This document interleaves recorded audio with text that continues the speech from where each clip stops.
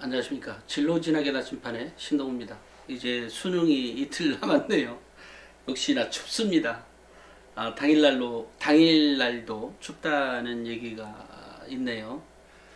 올해는 수능 결시율이 작년엔 11.88%? 12%가 약간 안 됐는데 올해는 아마 이제 수능 결시율이 얼마나 될까 궁금하기도 하던데, 일단 이제 6월 모평과 별 상관이 없어 보이지만 어찌됐건 6월 모평에 비해서는 살짝 낮게 나온다. 그러니까 제가 조사한 바에 의하면 최근 한 5년간 0.64%에서 2% 이내에서, 그러니까 6월 모평의 그 결시율에 비해서 이제 그 정도로 그 정도보다 작게 나오더라. 그러니까 이번에 6월 모평은 18.2%였거든요. 결시율이. 그렇기 때문에 그러니까 시험 안 본 학생들이 그 정도 나왔기 때문에 아마도 올해는 그런 기준으로 따지면 한 16%가 되지 않을까 이렇게 생각을 하고 있는데요. 이제 이렇게 될 경우에 수능 정시의 경우에는 어쨌든 상대성 평가이기 때문에 어쩔 수 없을지 모르지만, 그러니까 같은 개념이 되겠지만, 그러니까 수능 최저가 있는 전형의 경우에는 수능 최저를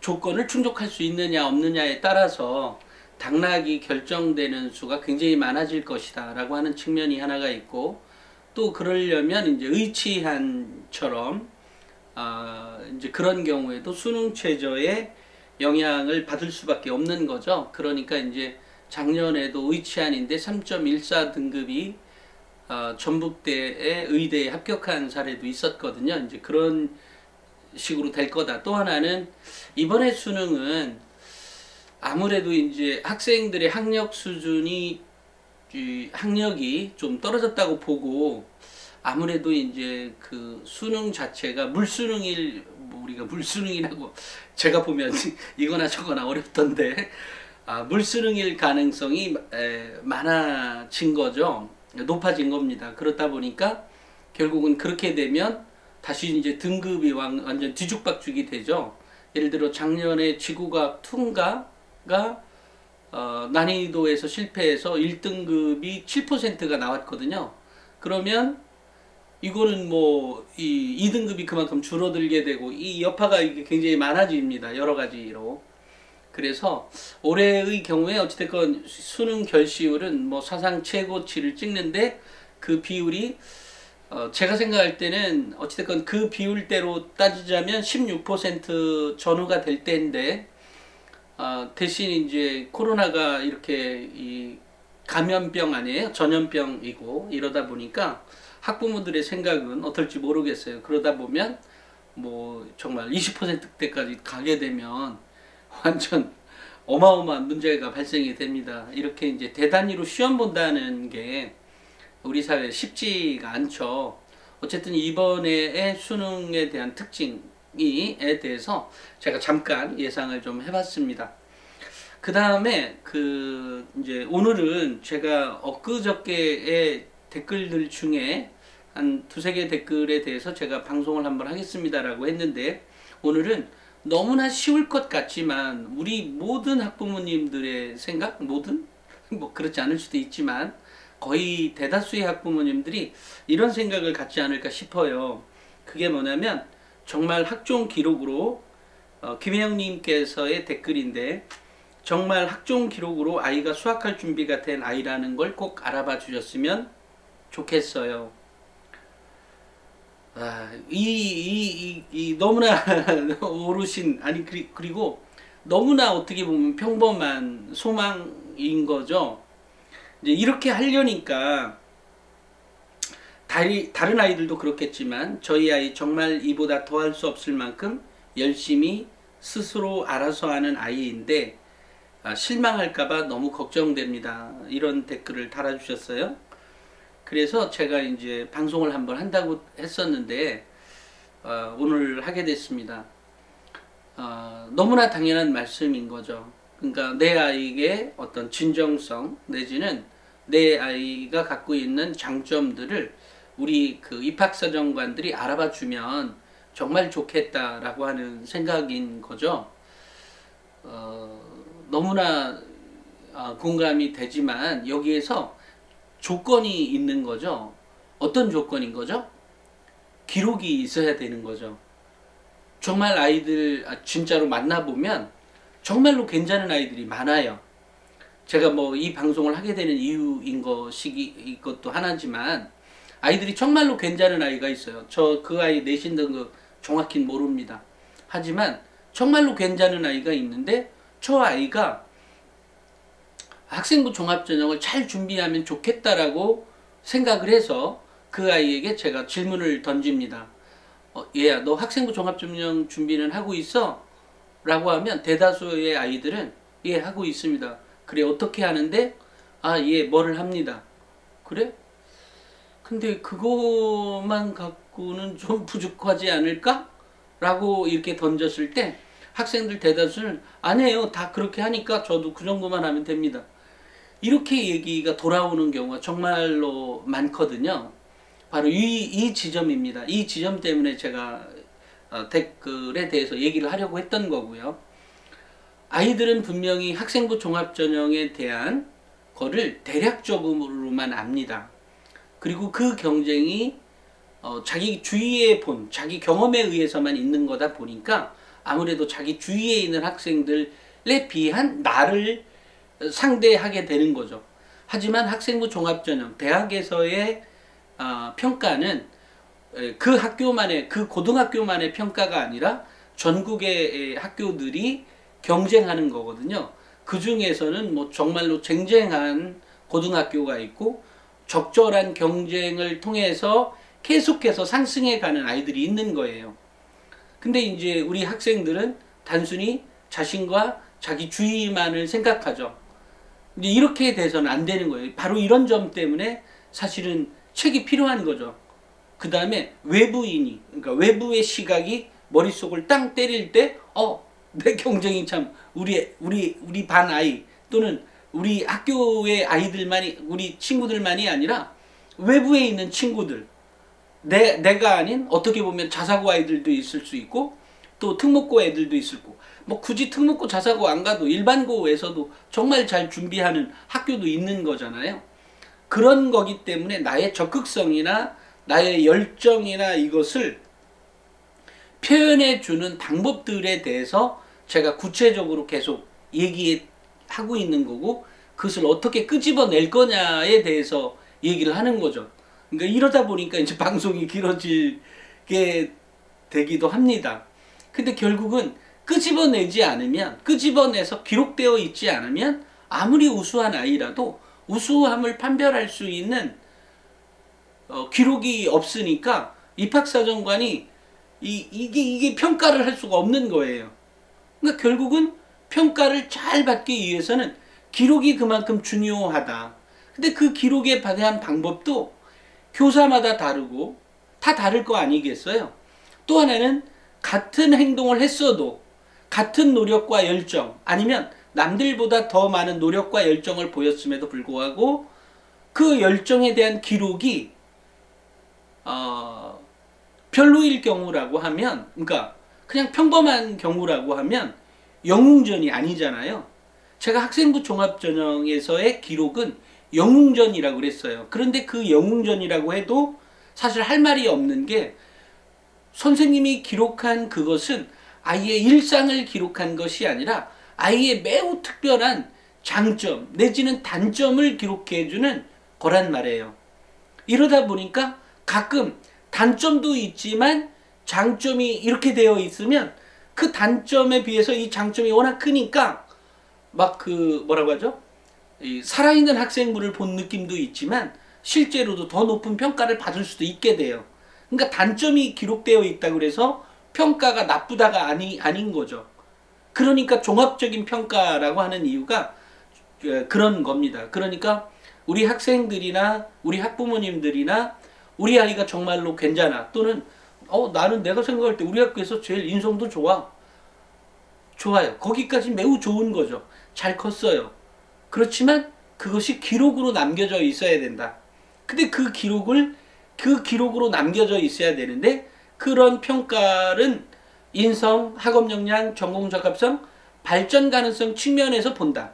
근데 그렇게 얘기하면 막연하잖아요. 뭐가 발전 가능성이고 뭐가 학업 역량이고 그렇잖아요.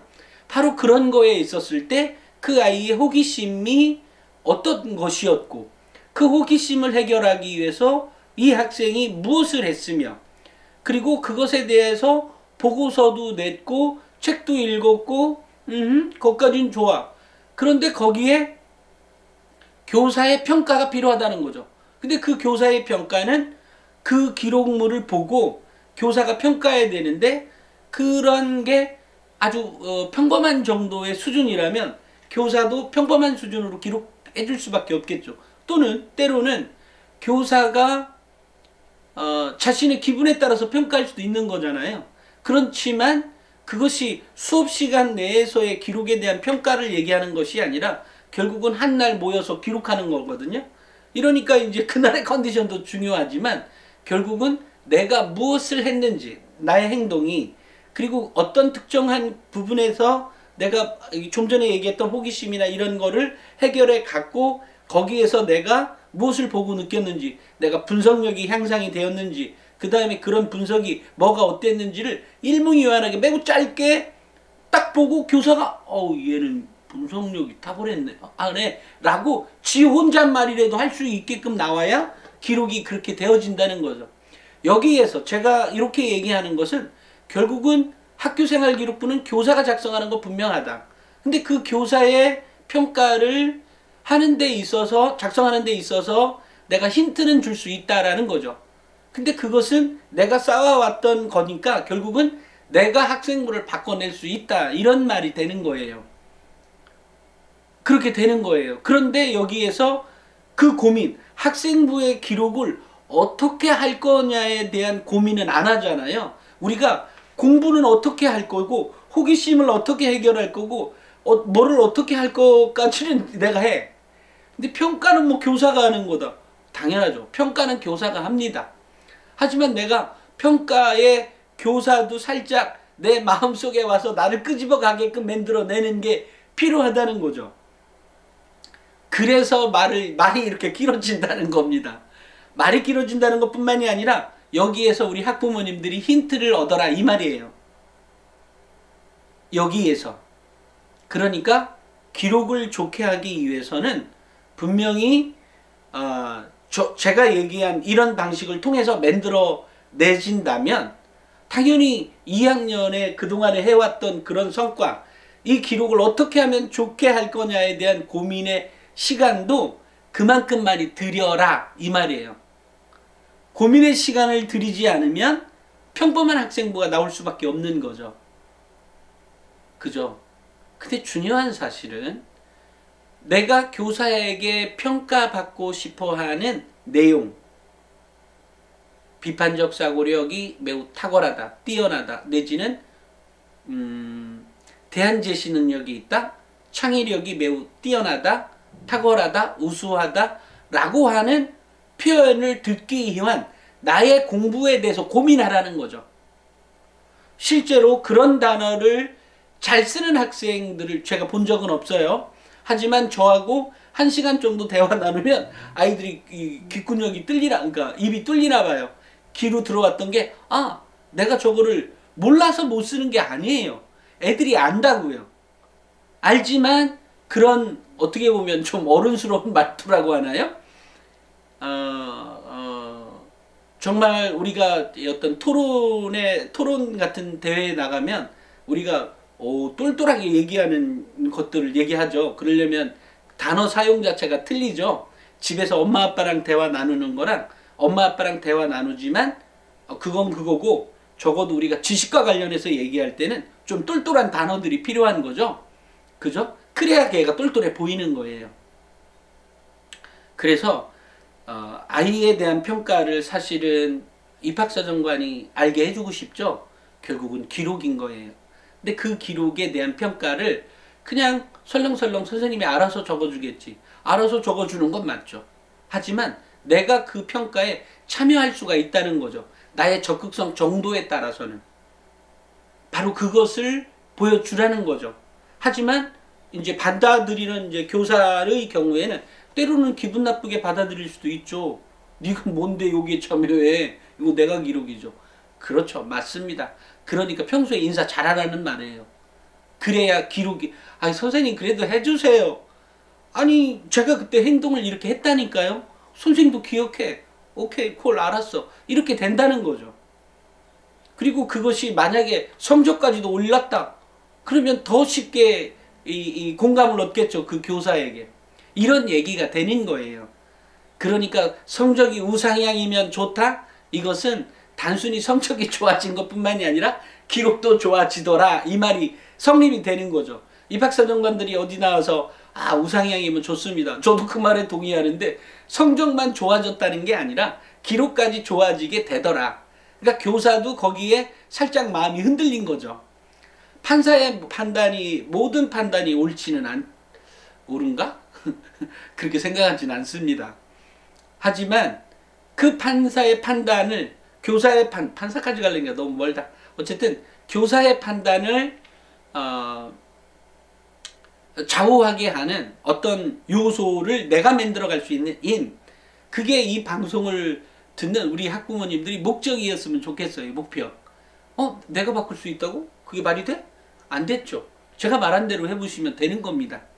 그게.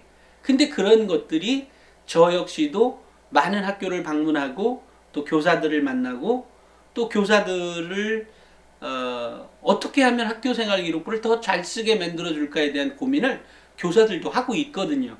그러니까 제 강의를 듣기도 하고 이렇게 하는 거거든요. 그러면 더 잘 쓸까에 대한 고민 이전에 교사들도 실제로 이런 질문을 던집니다. 애들을 변화하게 하고 싶다. 애들을 변화하게 하고 싶다. 더 나은 너를 만들기 위해서. 근데 그게 왜 이렇게 힘드냐. 그러니까 결국은 이게 아다리가 안 맞는 것 같아요.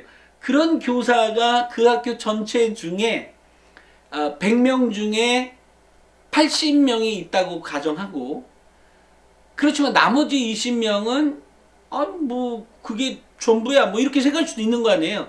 근데 그 20명의 교사를 만났을 때 아이가 선생님들은 전체가 다 그래 라고 생각해버린다는 거죠. 애들이 그런 게 아니라 저도 그랬을 겁니다.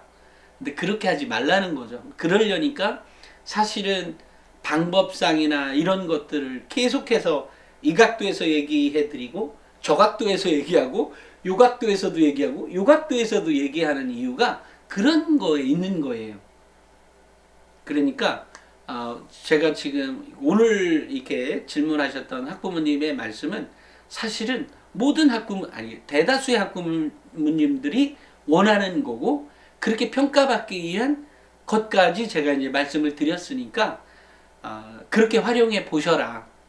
그리고 실제로 그렇게 되었을 때 선생님들도 오히려 그 학생에게 배우는 거죠. 근데 분명히 나는 내가 알아서 기록한다 그랬는데 어떤 아이가 이렇게 해왔어요. 처음에는 기분 나쁘게 받을 수도 있죠. 왜냐면 나의 습관을 제가 쓸데없이 변화시키려고 하니까. 그죠? 그러니까 외부에 대한 경계에 대한 시각이 교사들마다도 다 틀릴 거 아니겠어요? 그런데 그때 어떤 아이가 툭 하니 내 머리를 때린다는 거죠. 이 교사의 머리를 뚝 하니 선생님 놓고 하는 거죠. 선생님 저예요.